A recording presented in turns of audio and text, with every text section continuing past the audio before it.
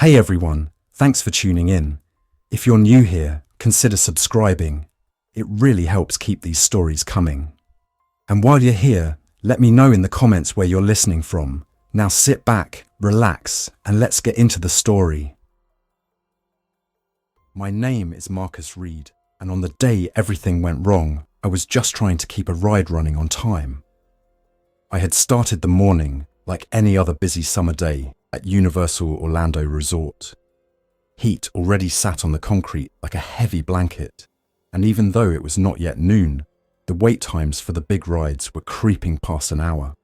I worked at Universal Studios Florida as an attraction operator, bouncing between roles depending on the schedule. That day, I was assigned to rotation in Production Central and New York, near the Minions rides and the Revenge of the Mummy. I used to be a firefighter.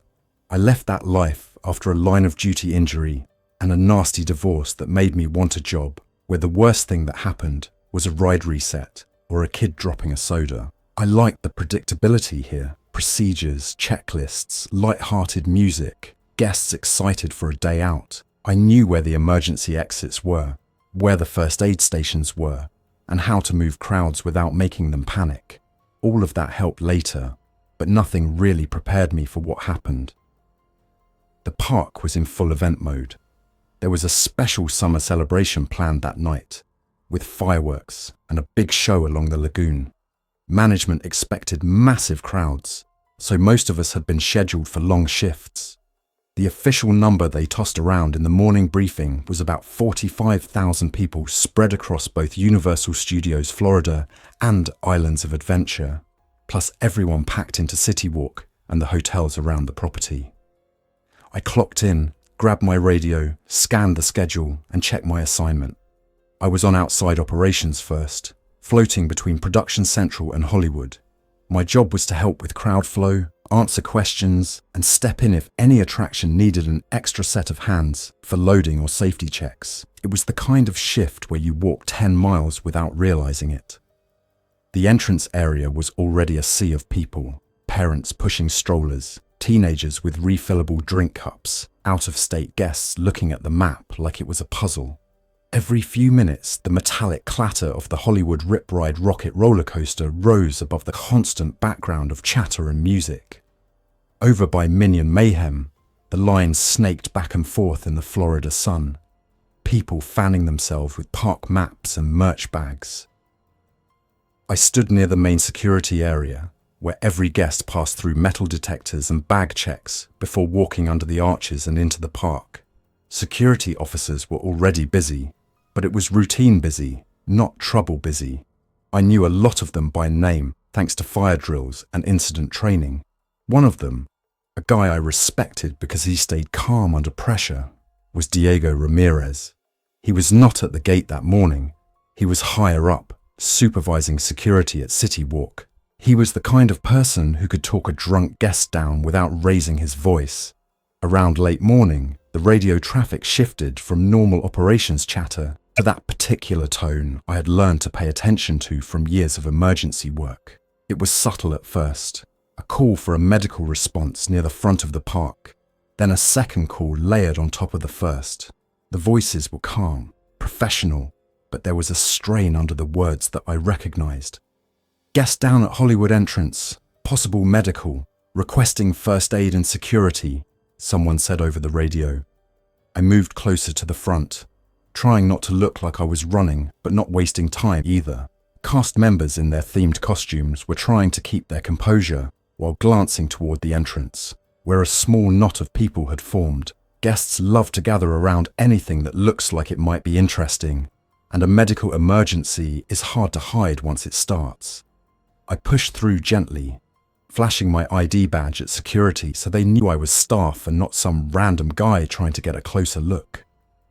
On the ground near the Hollywood entrance, a man lay flat on his back. He was in his mid-40s maybe, wearing a faded t-shirt from another theme park half a world away, a sun hat, and a lanyard full of tickets and plastic cards. His skin had a greyish tinge that made him stand out from the sunburned crowd. 2 first aid responders were already with him. One checked his airway, the other tried to get his family to move back a step. An officer kept a perimeter, arms out, asking onlookers to give space. The man's wife stood nearby, clutching her phone in one trembling hand. She looked terrified and angry and helpless all at once. "Heat exhaustion?" a guest murmured near me. "It's so hot today." It made sense. Florida summers push people past their limits all the time. Dehydration, heat stress, people passing out in line. It all happened often enough that we had practice responses drilled into us. The first aid team attached an oxygen mask and prepared an automatic external defibrillator, just in case. The man did not react. They started chest compressions. I saw sweat dripping from the responder's forehead as he pressed down in a steady rhythm. For a moment, everything felt almost familiar. This was the kind of scene I had walked into dozens of times as a firefighter. But as I watched, a small detail bothered me. The man's eyes were open, not glassy in the usual way, just fixed, unfocused, staring at nothing. Then it changed. The responder paused for a rhythm check, hands hovering over the man's chest. When the man's arm snapped up off the concrete, it was sudden and rigid. No groggy in-between stage. His fingers clawed blindly and caught one of the responders by the shirt. The crowd gasped. Someone recorded on a phone. Another person laughed nervously, thinking it was a disoriented reaction. "Sir, relax. You're okay. Stay still," the responder said, his voice steady but louder than before. The man on the ground did not speak. He jerked upward with a strength that did not match the 10 minutes he had just spent motionless and unresponsive. The oxygen mask slipped aside, and he emitted a sound that was not a word. It was more like a broken, forced exhale. His jaw snapped toward the responder's forearm. I had seen confused patients before. People coming out of seizures, people in shock. They sometimes grabbed or pushed without knowing. This was different. There was nothing random about it. It was directed, sharp, and unrelenting. "Get his arms! Get his arms!" the other medic shouted. Security rushed in to help restrain him. One officer knelt on the man's shoulder, trying not to injure him while preventing him from flailing. I instinctively stepped forward, my old training taking over. I grabbed for the man's wrist to help pin his arms. His skin felt cold, far colder than it should have been under that sun. He twisted toward a security officer, jaw snapping close to the man's hand. The officer yanked back, swearing under his breath. The crowd noise rose sharply. People at the back could not see what was happening, but they could feel the tension and hear the shouts, and that was enough. "Back up, please. Everyone back up," another officer called out. Some people listened. Others stood on tiptoe with their phones held high, trying to film. The man on the ground thrashed again. His eyes still had that empty, unfocused quality, but there was a ferocity in the way he strained against us. His teeth snapped close to my hand, and I let go, shifting my grip farther from his mouth. "Is he on something?" someone muttered behind me. It crossed my mind too. Drugs, a neurological issue, some unknown condition. But then the man lunged sideways with surprising force and connected with the arm of one of the medics. I heard a sharp cry. The medic jerked back, cradling his forearm. The oxygen mask fell completely away. That was when the first scream rippled through the front gate area. Not a shocked little gasp. A full, sustained scream from a guest who saw the medic's arm and assumed the worst. She turned and pushed, and the motion spread like a wave. You could feel the shift. 1 second, people were packed into lines, waiting to get through security. The next, they were pressing toward the exits and toward the park entrance at the same time, trying to get away from something they did not understand. People do not need clear information to panic. They only need to sense that other people are scared. The officers tried to contain both problems at once. The violently struggling patient on the ground and the rapidly destabilizing crowd at the gate. It was a losing battle. I backed up, hands raised, trying to direct people toward open space instead of right into one another. The radio at my hip crackled. "Be advised, medical incident at Hollywood entrance is escalating," someone from security said. "Possible aggressive subject, requesting additional personnel." "Copy," another voice answered. "Rescue en route." It should have ended there. Protocol said the guest would be restrained as safely as possible, transported out of public view, and eventually to a hospital. The area would be cleared, people given a calm explanation, and normal operations would resume. But that was before we realized this was not one incident. It was the first one we saw. In the next 10 minutes, there were 3 more calls for medical responses, all within the front half of the park. A guest collapsing near Minion Mayhem, another in the New York area, someone else in line for Transformers. Every call included the words unresponsive and seizure-like activity, and then, a few minutes later, the word combative. I began to feel that heavy sense of wrongness collect in my gut. My firefighter instincts, dulled by years of routine work, snapped awake. Multiple people collapsing in different locations at nearly the same time was not normal. People here do overexert themselves, but the timing and behavior pattern did not fit. As I moved away from the gate, I heard a couple behind me talking loudly. They said something on the news about a flight being quarantined, the man said. Yeah, but that was somewhere else, his partner answered. That's not here. They were wrong. By early afternoon, the heat had peaked and the park was at its most crowded. Production Central, with the Minion rides and Transformers, became almost impassable. People from every direction tried to get to everything at once, but the narrow pathways and switchback queues funneled them into tight spaces. I was near the Minion area when the next clear warning arrived. A group of guests in the standby line started shouting. I turned my head and saw several people pressing away from one of the interior sections of the queue. A young woman climbed over a rail, her face drained of colour. "He bit her!" she yelled. "He actually bit her!" Those words cut through the ambient noise like a siren. I did not need to see it to know that the situation had escalated. I pushed toward the entrance, holding my badge up and calling for people to move out of the way. Several listened only when they saw the radio and realized I was staff. Inside the queue, it was crowded, dim, and full of nervous energy. The air conditioning tried to keep up, but the sheer number of people made it feel warm and stuffy. Near one of the corners where the line curved, a group huddled around a woman sitting on the floor. Her sleeve was torn near the forearm, and she held it with her other hand. Her eyes were wide, breathing fast. Another guest stood a few feet away, held in place by 2 people gripping his arms from behind. He was the one who had bitten her, according to the panicked version of events the crowd was repeating. I did not know what he looked like before he collapsed, but what I saw now was frightening enough. His skin had that same greyish cast as the man at the gate.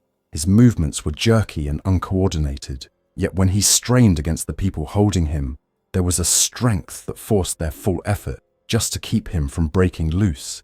"Sir, let him go," I said. "Step back and let security handle this." "We can't," one of the men said. "He keeps going at people." I keyed my radio and called for assistance, giving the exact location in the Minion queue. A dispatcher acknowledged, but the tone was tight. "Marcus, we have multiple incidents. Do what you can. Security is stretched." In the few seconds that followed, the man being restrained went from thrashing to slack. The people holding him loosened their grip, thinking he had passed out.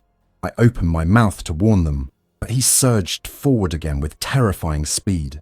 His head snapped toward the closest person, teeth closed on the man's shoulder. The man screamed and shoved him away. That was the moment when any belief that this was a run of unusually bad medical calls vanished. This was something else. I grabbed a nearby stanchion pole, the metal kind that holds the retractable belt barrier. It felt solid in my hands, a straight piece of coated metal with a heavy base. I used it as a lever, wedging the base between the aggressive man and the rest of the crowd to push him back. He snarled, clawing at the pole, not like a typical person in distress. His eyes did not focus on my face, only on the nearest target. "Back up!" I shouted. "Everyone back up now!" People stumbled over one another, trying to get away. The woman who had been bitten was crying, clutching her arm, asking over and over what was happening. I did not have an answer for her. I only knew we had to move her, and everyone else, out of that enclosed space. Security finally arrived and helped pull the aggressive guest out of the queue. They used soft restraints like they would for someone having a violent episode, but it was not enough. He twisted and tried to go for them, forcing them to use all their weight to hold him down. I saw something else that bothered me deeply. The woman who had been bitten leaned back against the wall, her eyes starting to lose their focus. Her breathing slowed, then seemed to catch. She'd been bitten only minutes before. That was far too fast for any normal infection to do this, yet I could see the change in her. I did not stay to see the rest.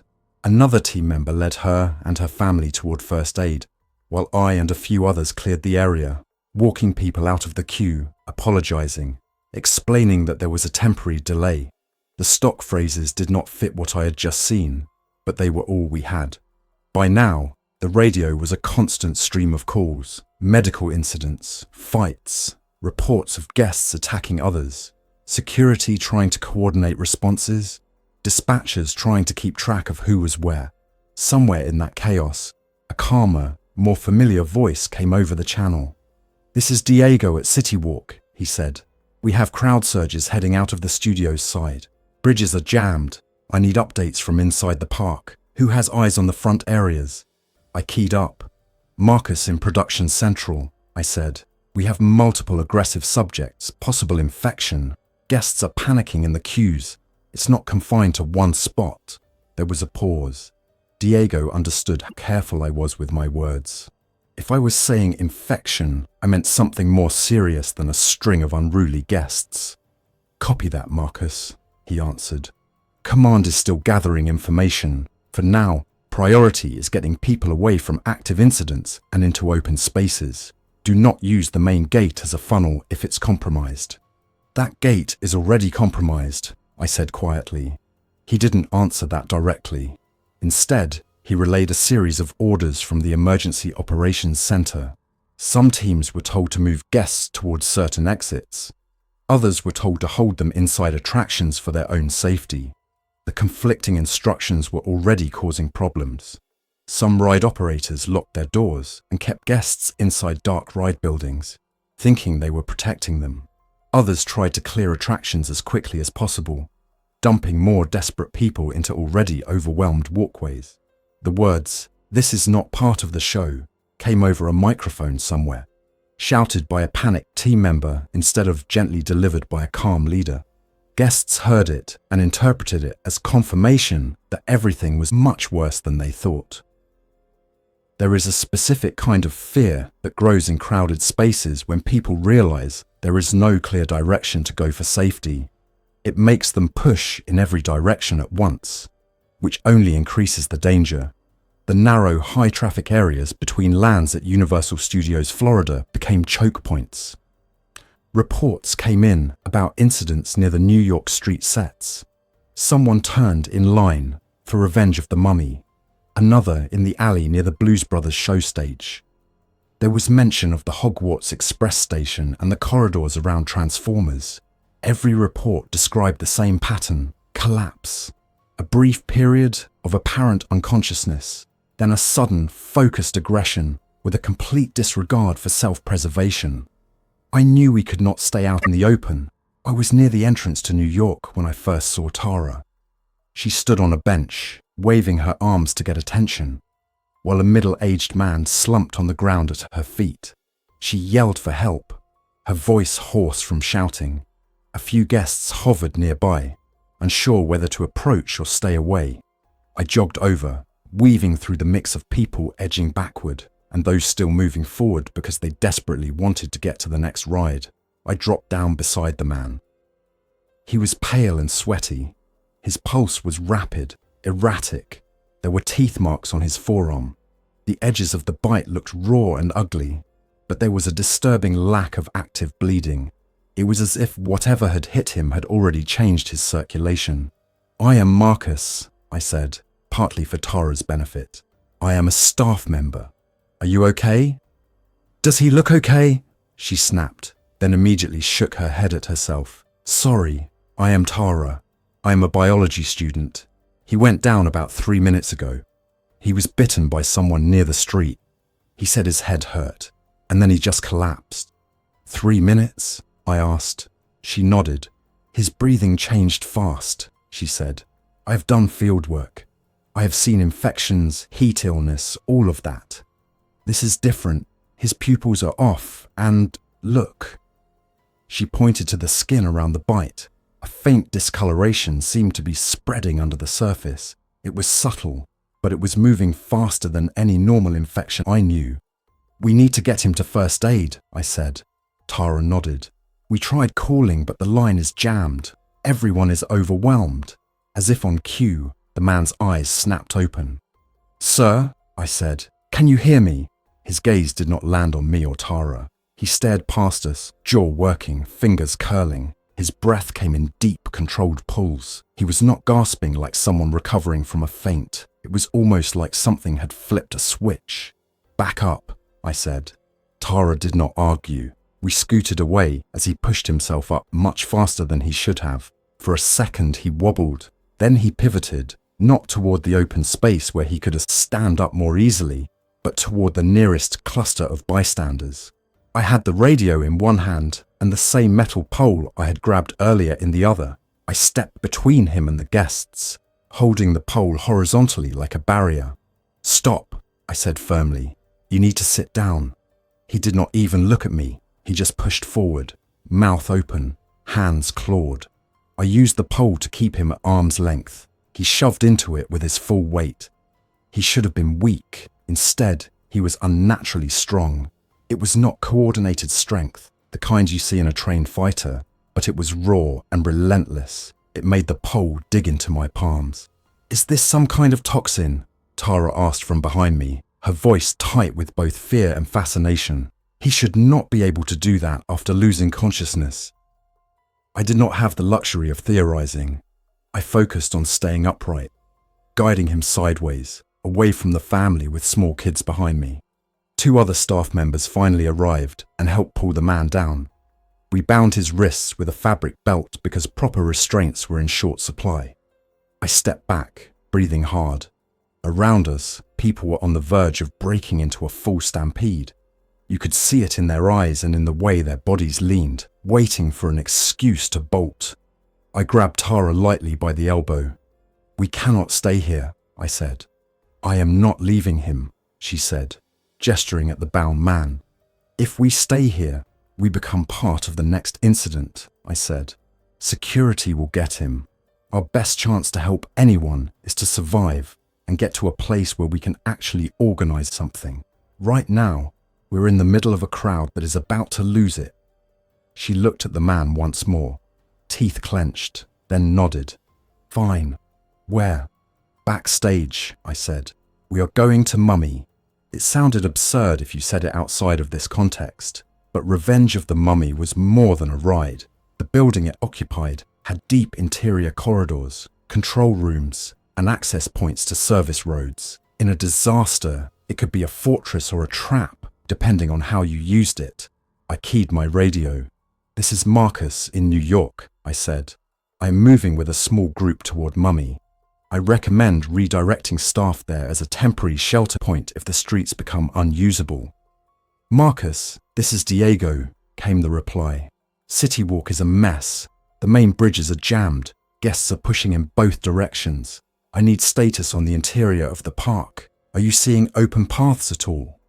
No open paths, I said. We have active incidents in Production Central in New York. People are turning aggressive after being bitten. It looks like something contagious and it is moving fast. We need a secure interior location. There was silence for a second, then Diego's voice again, harder now. Copy. Get to Mummy. I will coordinate others to head that way if they can. Do not route people to the front gate unless you have no other options. The external streets are backing up. I turned to Tara. Stay close, I said. Do not grab anyone who is acting strangely. If someone collapses, we do not stand over them. That goes against everything I was trained to do, she said. It goes against everything I used to do too, I answered. Right now, the rules are changing. We moved together along the edge of the street, hugging the building facades. trying to avoid the center of the walkways where the flow of people was most chaotic. A few other staff members saw where we were going and fell in behind us with their families or friends. It turned into a small caravan. Along the way, we saw scenes that would have been unthinkable a day before. Guests running with no regard for others. Children crying, calling for parents they had lost in the crush. A stroller overturned, its contents scattered, the child already scooped up and carried off by someone else. A manager shouting directions at a crowd that no longer listened. Near the entrance to Mummy, a scared teenager in a ride uniform tried to keep his voice level. "The ride is temporarily closed," he said to the cluster of guests outside. "Please move to..." He never finished the sentence. A scream from farther down the street drew everyone's attention. People who were waiting grudgingly transformed into a surge that pushed toward the sound. The teenager was swept aside, his arm pinned to his chest by the force of the bodies brushing past. I stepped up to him and grabbed his shoulder. "Inside," I said. "Now, lock the doors behind us." He stared at me, eyes wide. "We cannot just close the doors," he said. "We're supposed to keep an exit option for..." "Look around," I said. "You see any controlled exit out there? Inside we can at least pick who comes in and who does not. Outside is already out of control." He swallowed, then nodded. He turned, unlocked the door, and ushered us into the queue area. Tara and the handful of others with us followed. When the door shut behind us, the relative quiet inside felt almost jarring. The soundproofing that made the ride immersive now made the outside world feel distant, even though we knew it was anything but. Emergency lighting had already kicked in. The normal themed sounds were off, replaced by a low hum and the occasional pop of an overloaded speaker. The air smelled like dust, machine oil, and the faint scent of whatever artificial smell they pumped into the ride under normal conditions. We moved deeper into the building, past the themed queue elements toward the operator station. A supervisor there looked at us with a mix of relief and relief's close cousin, fear. "Marcus," he said, "what is going on out there?" "Something is making people collapse and get back up with no awareness and a lot of aggression," I said. "And it is spreading through bites. You need to assume anyone bitten is a risk." "Is this that thing on the news?" he asked. "The flight they said was quarantined at the airport." "That was this morning," Tara said quietly. "There is no way the timing is a coincidence. If someone on that plane got through and came here..." She did not finish the sentence. She did not have to. The supervisor looked between us and then at the small group we had brought in. "Okay," he said. "We have access to the backstage corridors here. We can seal the main doors. The ride is already shut down because of the power fluctuations. You are thinking we use this as a holding point?" "For now," I said. "We also need to link up with other staff. Diego is in CityWalk trying to manage the bridges. He says the outside access is jammed. That means whoever is inside the park now is stuck with us." We spent the next few minutes securing the building. The main entrance doors were locked. Side doors to the street were checked and deadbolted. We left some exits blocked only by equipment that we could move in an emergency in case of fire, but the priority was preventing unpredictable people from wandering in. Once the immediate flurry of activity passed, the building became eerily still. We gathered in a service corridor behind the operator station. Fluorescent lights cast a flat glow over the cinder block walls. It felt more like a warehouse than a ride. I did a quick count. There were about 15 of us, ride operators, a couple of custodial staff, a technician, Tara, and several guests who had been near us when we moved inside. Among the guests was a couple in their 50s, a family of 3 with a teenage daughter, and a man in a business shirt who had clearly not planned on an afternoon of sprinting through a theme park. "Anyone bitten?" I asked. Everyone shook their heads or said no.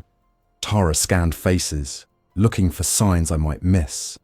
"If you were bitten, scratched deeply by someone who is acting strange, or exposed to their body fluids in any way, you need to say so," she said. "This is not about blame. It is about us not turning this safe place into a trap." No one spoke up. Either we had gotten lucky or someone had decided to keep quiet. I had to assume both possibilities. Diego's voice came over the radio again. "Any staff sheltering at Mummy, respond," he said. I pressed the transmit button. "This is Marcus at Mummy," I said. "We're sealed for now. 15 people inside. No reported bites. Situation outside." "Bad," he said. And the simple honesty in that one word made the hair on my arms rise. The main security gate was overwhelmed. We have confirmed reports of attacks at the front. People are pushing into CityWalk and then trying to push back into the parks when they cannot get to the parking garages. There are also attacks reported at Islands of Adventure. It is not just this side. "Any word from emergency services?" I asked. "Local responders are tied up at the airport and on the roads," he said. "There are collisions on the main routes. There are also reports of similar incidents all over the city. We are not a priority. Right now, we are on our own." A murmur ran through our group. People exchanged looks, some fearful, some resigned. You could see the moment when the words shifted from "this is a park problem" to "this is a city problem" in their minds. "So what is the plan?" Tara asked. "We cannot stay in here forever. There are no real supplies." "We have access to the team member service buildings if we can reach them," I said. "They have food, water, some medical supplies, and maybe extra radios. From there we might be able to reach the perimeters and get a better idea of where we can exit." "And between here and there?" the father of the teenage girl asked. "Between here and there is a lot of park," I said honestly, "including the streets, backstage alleys, and whatever is happening out there." He glanced at his daughter, who clung to her mother's arm, eyes wide but quiet. He nodded slowly. "Okay," he said, "then let us figure out how to do it with the least risk." We spread a map out on a metal table in the break area. It was a standard park map, the kind guests pick up at the entrance, but I sketched in the backstage areas from memory. Service roads, gates, loading docks, the routes used for deliveries and maintenance. Those paths were less crowded by design, but on a day like this, some might be clogged with vehicles or staff trying to flee. The worst places right now are the main streets, the entrance, and the choke points like the Wizarding World entrances, I said. We stay off those. We hug the perimeter, use service corridors, and stay in small groups. "And the goal?" Tara asked. "Team member services," I said. "There are buildings near the rear of the park. From there we can access staffing areas, lockers, maybe even the operations center if it is still intact. Also, there are vehicles in some of those lots, carts, maintenance trucks, possibly something we can use to move faster later."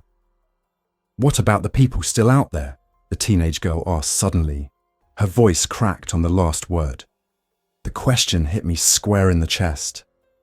As a former firefighter, my instinct was always to go back for everyone, but the scale of what was happening outside dwarfed anything I had ever dealt with. There was no realistic way we could help tens of thousands of people in crisis. "If we try to save everyone at once, we will save no one," I said. I hate that, but it is the truth. Right now, our best chance of helping anyone is to keep this group alive and get to a place where we can regroup and get information. Silence followed. It was a heavy silence, but no one argued. They all understood on some level. We prepared for the move like we were planning a mission. I had the lead, whether I wanted it or not, simply because I knew more about emergency movement than most people in the room. Tara took charge of medical readiness. She improvised a basic first aid kit from what we found in the break rooms and ride supply closets. Bandages, tape, antiseptic wipes, bottled water, energy bars from people's bags. For defensive tools, we had to improvise. The ride's maintenance area yielded several useful items: a fiberglass-handled hammer, a crowbar, a couple of adjustable wrenches heavy enough to be swingable. We grabbed several more of the metal cue poles. There were also fire extinguishers mounted on the walls at regular intervals. We checked each one, making sure the pressure gauges were still in the green. "If you need to use one of these, aim at the face," I said, holding up an extinguisher. Pull the pin, squeeze the handle, sweep side to side. Use it to blind and disorient, not just to put out fire. But remember, you only get a few seconds of discharge. We are really talking about fighting? One of the guests asked. We are talking about defending ourselves long enough to get clear, I said. We avoid confrontation whenever possible. If something is in our path that wants to attack us, this is what we use to get past it. We split into 2 small teams. I led the front, with Tara just behind me so she could see what was happening and make quick calls about any medical issues. The ride supervisor and one of the larger guests took the rear guard. The others clustered between us. We opened a service door at the back of the building, one that led into a narrow, cast-only corridor. The air out there was hotter, stale from the lack of ventilation that the guest areas enjoyed. The corridor ran behind several facades, connecting to other parts of the park like a hidden spine. I stepped out first, scanned both directions, and listened. The usual sounds of rides and music were broken. Instead, there were intermittent screams, shouts, and the distant wail of an alarm that kept cycling without being turned off. Somewhere, a recorded loop continued jerking through its announcement because no one had shut it down. Clear, I said. We moved down the corridor, our footsteps soft on the concrete. Every intersection we came to, we stopped, listened, and peeked before moving on. Twice we heard movement nearby and flattened against the wall. Once it was just another cluster of staff hurrying by, faces wild, not even noticing us. Another time, it was something else. Near one junction, a shuffling sound came from around the corner. I motioned for everyone to stay back and leaned just far enough to see. A man in a guest shirt walked slowly down the corridor, one shoulder scraping along the wall. His head hung at an odd angle, chin tilted down, as if he were looking at the floor but not really seeing it. One arm dangled, the other was crooked up near his chest. There were dark streaks on his clothing, evidence of previous contact. His legs moved in unsteady but relentless steps. Is he injured? Whispered the ride supervisor behind me. I watched for another second. The man's eyes were open, but they did not track anything. He moved past a storage cart without reacting to it. He did not respond to the faint sound of our breathing. But the instant a maintenance worker at the far end of the hall stepped out of a doorway, the man's head snapped toward that new presence. Without hesitation, he pivoted and increased his pace, heading directly for the worker. "Hey, are you okay?" the worker called out. He did not get an answer. The man barreled into him, arms lunging, teeth snapping toward exposed skin. They tumbled out of sight. I heard a yell, then a desperate scramble. I pulled back. "We cannot help them," I said quietly. The words tasted bitter, but there was no alternative. "We go the other way." We turned down a different corridor, one that headed towards the park's interior perimeter. Every minute that passed reinforced that we were no longer in a controllable environment.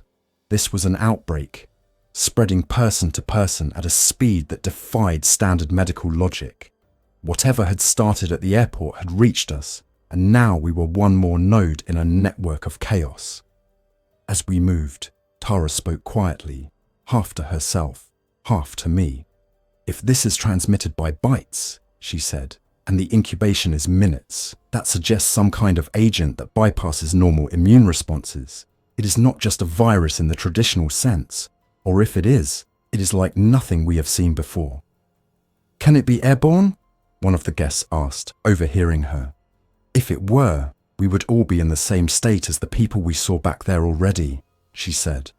"That does not seem to be happening. It is bad, but it is still linked to direct contact. So if we avoid bites, we have a chance," he said. "As far as we can tell so far, yes," she said. We finally reached a door marked "Authorized Personnel Only." Beyond it lay one of the service roads that ringed the park. I eased it open a crack and peered out.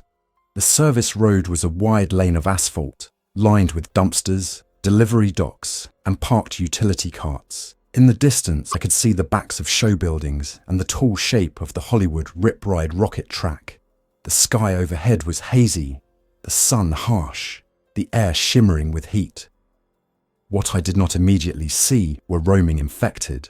That was the good news. The bad news was the faint smell of smoke coming from further along the road towards CityWalk. We stepped out, staying close to the wall.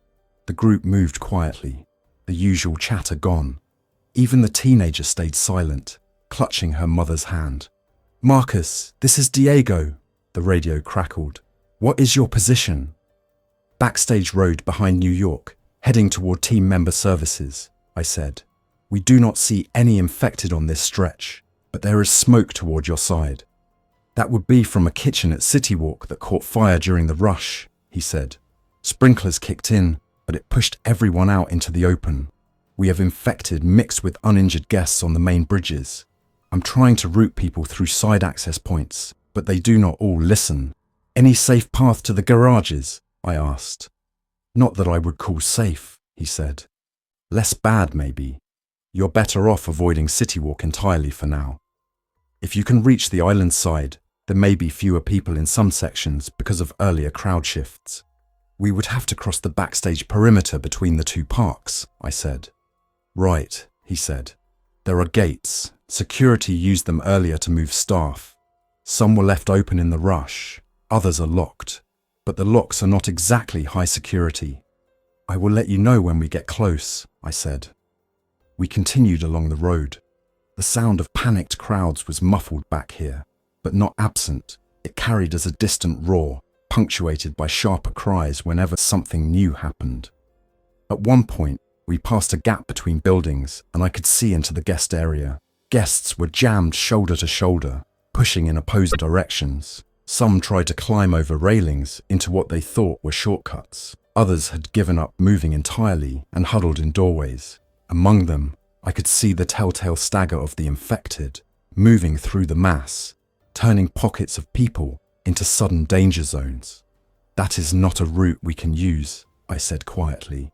We reached the first team member services building after about 15 minutes of careful movement. The door was locked, but my staff ID still worked. Inside, the building was dim and tense. A handful of employees were there already, some sitting on the floor near the vending machines, others pacing and checking their phones. The building was usually a place where people came to rest and recharge. Now it felt like a bunker. "We brought guests," I told the person at the reception window. "They are uninjured, no bites reported. We need supplies and radios if you have spares." "We are almost out," the staffer said, voice shaking slightly. "Everyone is grabbing what they can, but there is bottled water in the kitchen and some snack shipments we were supposed to stock later." We gathered what we could without completely stripping the place bare. Water, snack bars, a box of basic medical supplies. Tara found latex gloves and more bandages. I found an extra radio in the lost and found drawer, still partially charged. "Are you staying here?" one of the other employees asked us. "No," I said. "We are heading for the corridor that connects toward Islands of Adventure. If the front of the park is lost, our best shot is to get to a place with more open terrain and fewer choke points. Somewhere we can move that is not a solid wall of people." "What if it is worse over there?" he asked. "It might be," I said, "but sitting here waiting for something to break down the door is not much of a plan either." Before we left, Tara quietly pulled aside a young woman who had been sitting hunched over near the wall. "Can I see your arm?" Tara asked her. The woman hesitated and rolled up her sleeve. There was a shallow scratch on her forearm. Not a full bite, but it was red around the edges. "How did you get this?" Tara asked. "Someone shoved me into a rail when the crowd started pushing," the woman said. "I do not think it was a bite." "Any dizziness, nausea, strange changes?" Tara asked. The woman shook her head. "Just scared." Tara nodded and let the sleeve fall back into place. "You are probably okay, but if you start to feel off, tell someone immediately," she said. "Do not hide it." The woman nodded slowly. We left the building and headed toward the security gates that separated the studio's side from the backstage access to Islands of Adventure. These gates were meant for staff movement and emergency access, not guests. On a normal day, they remained locked and unobtrusive. On that day, they were potential lifelines or funnel points for danger. As we approached the first gate, we heard pounding. Not the solid thuds of someone knocking, but a chaotic rhythm of impacts from many hands. The gate vibrated in its frame. "Hold," I said, raising my hand. We stopped around the corner, out of direct line of sight. I edged forward and peeked.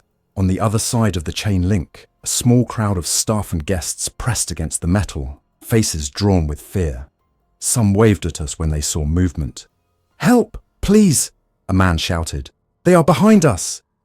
Behind them, further down the road on their side, several figures staggered into view. They moved with that now all too familiar determination, ignoring pain and obstacles. When they saw the group at the gate, they increased their pace. Felt torn in half. If we opened the gate, we could let those people through, but we might also let the infected spill in. If we kept it closed, we were condemning them.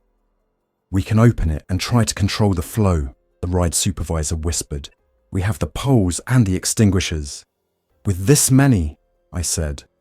"If one of them is already bitten and does not say so, we bring the problem inside our narrower corridor. They will turn right on top of us." "And if we do nothing?"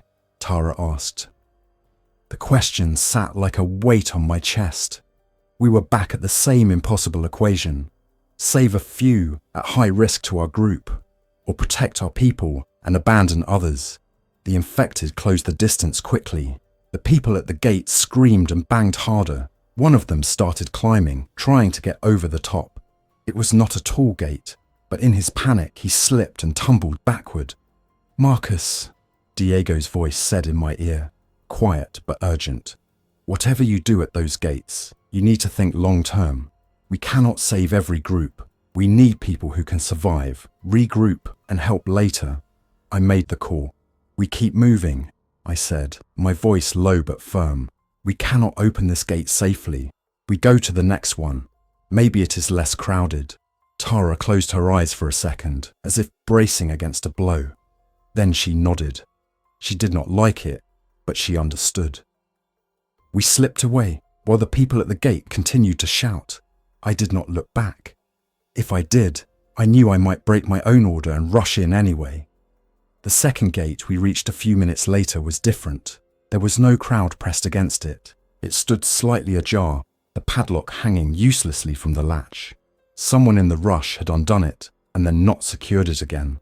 On the other side, the backstage lane toward Islands of Adventure stretched out, partially obscured by a thin haze of smoke drifting from the CityWalk kitchens. "We can use this," I said. We checked both sides as best we could, then moved through, closing the gate behind us but not bothering with the lock. If we needed to retreat, we did not want to fumble with keys. As we moved toward the island side, new sounds reached us. Different music loops, shriller screams, the rushing noise of a coaster launch. The Velocicoaster roared on its track, the sound carrying over the buildings. Its maintenance area lay somewhere ahead and to the right, along with a network of paths leading toward Jurassic Park. "Marcus, I'm picking up increased radio traffic from the island side," Diego said. "There are incidents near Hogsmeade and the Central Lagoon, but the Jurassic Park area might not be as densely packed right now. A lot of guests had not made it that far before the panic started. If you can get there, you may have more room to maneuver." "What about the lagoon itself?" I asked. "There are still some service boats used by maintenance teams for the water systems and old transport routes," he said. "If they are still there and you can reach them, they might be your best bet to bypass the worst congestion." "Understood," I said. "We are heading that way." As we neared the Velocicoaster maintenance area, alarms blared from the ride control systems. The coaster had been shut down mid-operations, and the empty trains now sat motionless on the track. Staff in branded uniforms moved around the base of the ride, some trying to secure equipment, others simply trying to get out. Smoke from the earlier kitchen fire at CityWalk had drifted into this section, creating a low haze. It stung our eyes and made everything feel less solid, as if the world had been half erased. We stayed on the service road, cutting behind show buildings instead of going through guest-facing paths. Twice we heard infected ahead and detoured around them, using side alleys and loading docks. The group stayed tight, moving as one. No one broke formation. Fear had given way to a grim focus. Finally, we reached a gate that opened onto the rear side of the Jurassic Park area. I recognized the shapes of the trees and rockwork from previous times I had cut through here on my way to another assignment. The iconic gate structures were visible beyond the backstage fence. I eased the gate open an inch and looked through. The guest area beyond was not deserted, but it was less crowded than the other zones we had seen. A handful of guests clustered near a closed food stand. A few others moved aimlessly. Among them, I spotted two figures with the unsteady, driven gait I had learned to identify, but they were spaced out, not buried in a sea of bodies. "We can move through this if we are careful," I said. We slipped into the Jurassic Park area, staying near the outer edge where the rockwork met the service road. The themed jungle around us felt absurdly vivid in contrast to the dull horror of everything else. But I pushed that thought aside. We were almost at the water. The Jurassic Park River Adventure attraction sat ahead, its canal winding through the area, carrying large boats past dinosaur figures and waterfalls, or at least it did on normal days. Today, the ride had been halted. A couple of boats were visible on the track, empty, floating in place near the loading platform. Closer to the lagoon, beyond Jurassic Park, I knew there were docks used for maintenance. They had small, flat-bottomed boats and skiffs used for cleaning, testing, and the occasional transport task. If even one of those was still tied up and not taken by panicked staff, we might have a way to cross the lagoon and reach an out-of-the-way exit on the far side. We moved along the edge of the river adventure area, careful to avoid drawing attention. A pair of infected stumbled near a concession stand, bumping into tables, knocking over chairs, but heading in the opposite direction. We gave them a wide berth. When we reached the service path that led down toward the lagoon, my chest loosened a little. The docks were visible at the bottom of the slope, and there were indeed boats there. Two skiffs and a small workboat with an outboard motor sat tied to the posts, bobbing gently. "We can use those?" the father of the teenage girl asked. "I can," I said. "I had to learn water rescue and basic boat operations in the fire service. These look simple enough. We load carefully, keep our weight balanced and move across. The lagoon is not an ocean. It is manageable." "What if there is something in the water?" his daughter whispered. "Right now, the only thing we have seen in the water is staged effects for the shows," I said gently. "This is still fresh water in a controlled basin. Our biggest risk is from people, not anything else." As we started down the path, a shout rang out behind us. "Hey, wait!" We turned. A small group of staff and guests had spotted us. Among them, to my surprise and relief, was Diego himself. He jogged toward us, slightly out of breath, radio still clipped to his chest. "I was not sure you would make it this far," he said. "CityWalk is almost completely overrun. Some of us ducked through an old access tunnel to get here. We saw your group from above and took a chance." The new arrivals were tired and shaken, but their presence gave our group a psychological boost. Another authority figure, another person who knew how the property fit together. "You are heading for the boats?" Diego asked, looking down toward the docks. "That is the plan," I said. "We cross the lagoon, hit a staff-only access on the far side, and then see what the roads are like." "Better than going back out through CityWalk," he said. "That place is a mess. There are people trapped on the bridges, and you cannot tell who is infected until they are on top of you." "Any news from outside?" Tara asked him. He shook his head. "Nothing good," he said. "The news feeds are full of reports of attacks, emergency services overwhelmed, some vague government statements about containment, but there is no containment. It is everywhere in the city now." "So it started with one traveller," Tara said quietly, "and now it is out of control. If we had known what we were dealing with at the airport, maybe there would have been a chance," he said. But that is not our problem to solve right now. Your plan with the boats is the best option I have heard all day. We started down the path again, moving quickly but carefully. The sound of the water lapping against the docks grew louder. For a moment, the lagoon looked peaceful, belying everything that was happening around it. Then the shouting started again, closer this time, from the path behind us. I glanced back and saw several infected emerging from the tree line near the Jurassic Park area.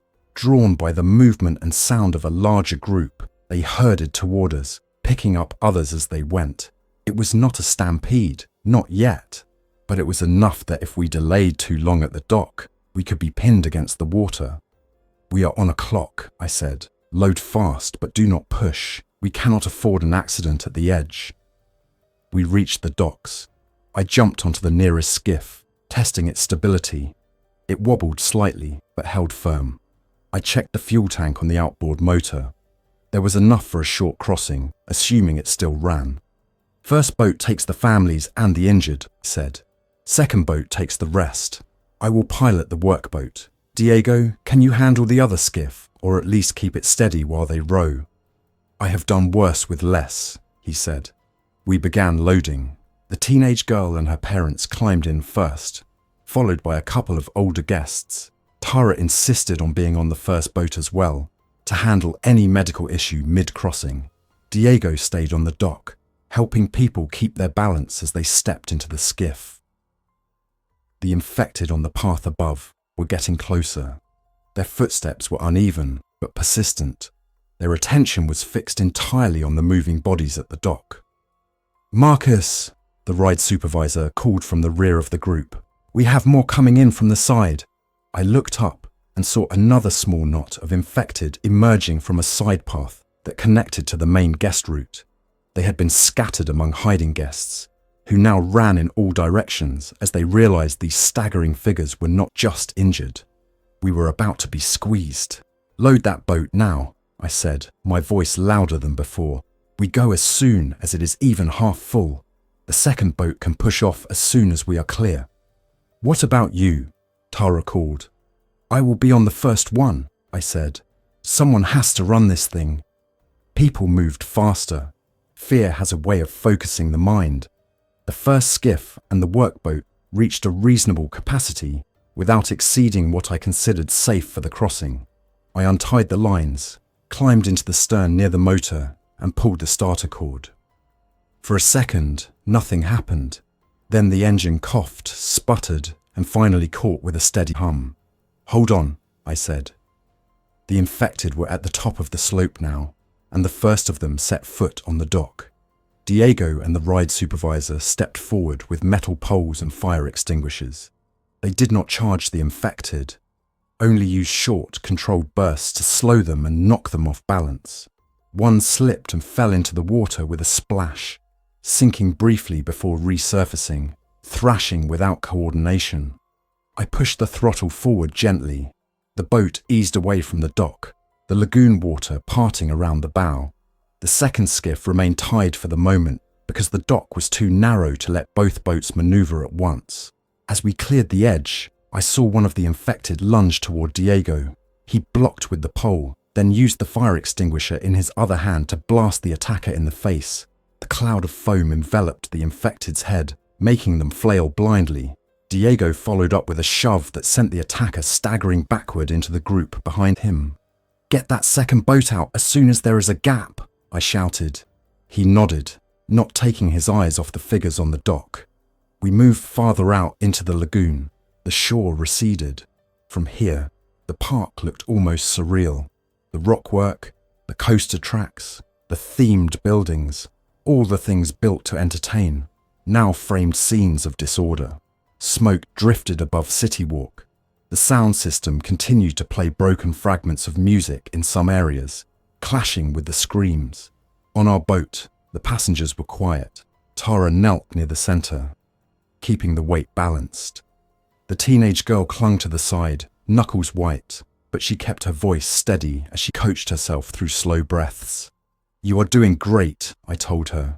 "Just keep low and stay in the center unless you need to shift." "Are we going to be okay?" she asked. I did not answer right away. I focused on steering around a floating piece of debris, probably from one of the effects rigs near the lagoon. We're going to make it to the other side, I said finally. Once we get there, we will reassess. That is all any of us can do right now. And after that? She asked. After that, we keep going as long as we can, I said. We aimed for a small service dock on the opposite shore, one that connected to a staff-only path behind some of the show buildings. As we drew closer, I glanced back at the dock we had left.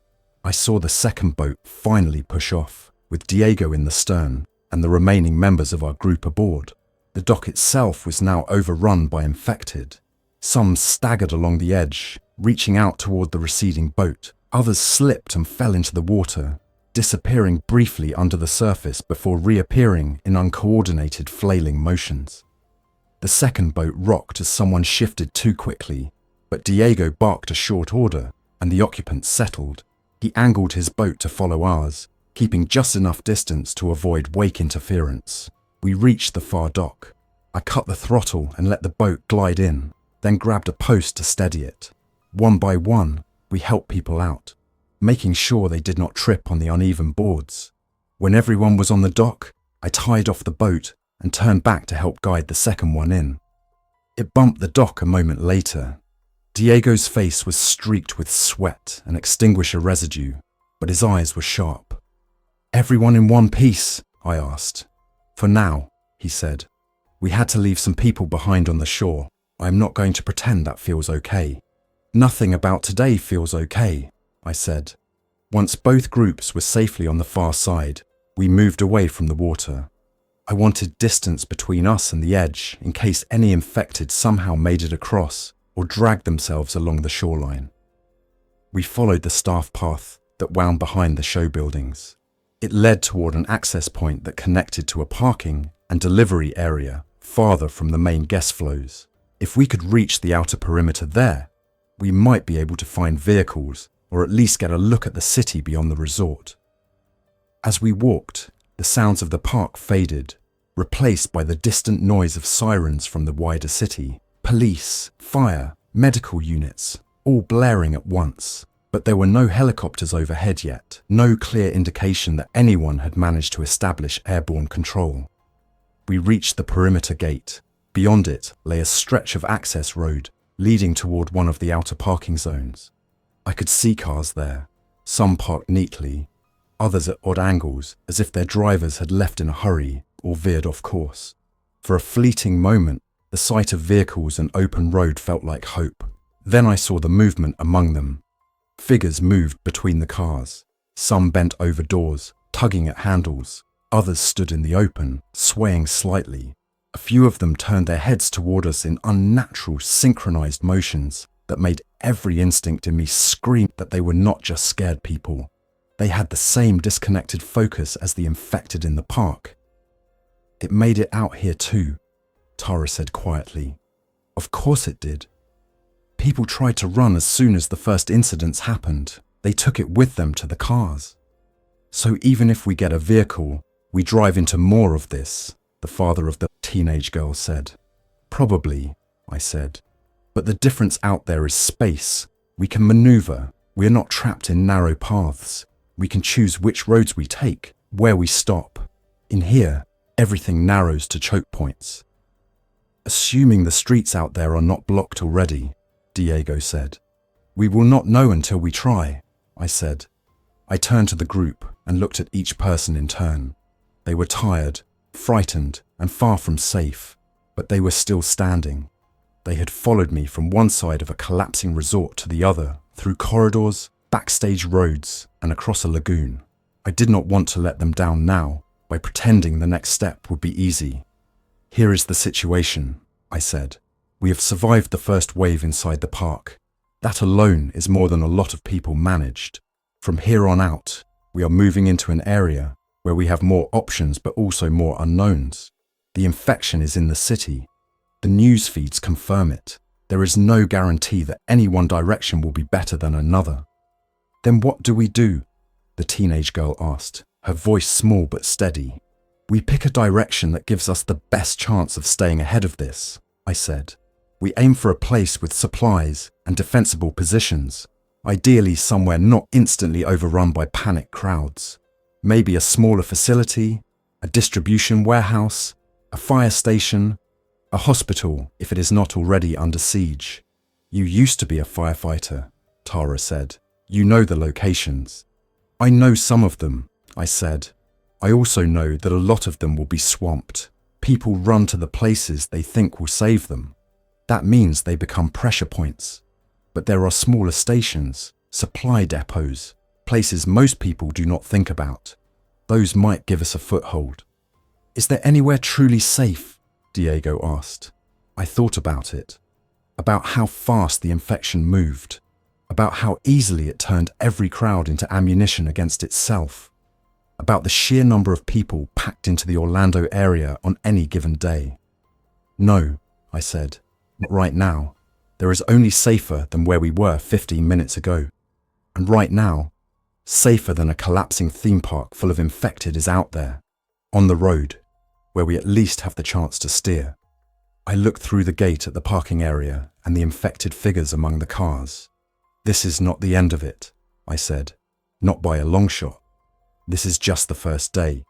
But if we keep making choices that move us away from the worst concentrations, if we keep our heads and do not get bitten, we might see the second day and the third. After that, maybe we will find others who have carved out safe spaces. So we keep moving, Tara said. We keep moving, I agreed. We do not freeze. We do not give in to the idea that this is over already. As long as we are still deciding our own direction, there is a chance. I took a breath, tightened my grip on the metal pole I still held, and pushed the gate open. We stepped out of the park and into a world that had changed, not in theory, not in some distant news report, but right in front of us. Sirens wailed, distant plumes of smoke rose over the horizon, and the infected figures between the cars turned toward us, drawn by the motion. I felt the old part of me stir again. The one that used to run into burning buildings while everyone else ran out. It accepted the fear and then moved past it because there was work to do. My name is Marcus Reed, I thought, as I led them forward. I survived the first outbreak inside the park. Now I have to survive everything that comes after. Thanks for listening. If you enjoyed this story, don't forget to like and subscribe. Your support keeps these creepypastas coming. Until next time, stay alert, stay safe, and never ignore the feeling that something is watching.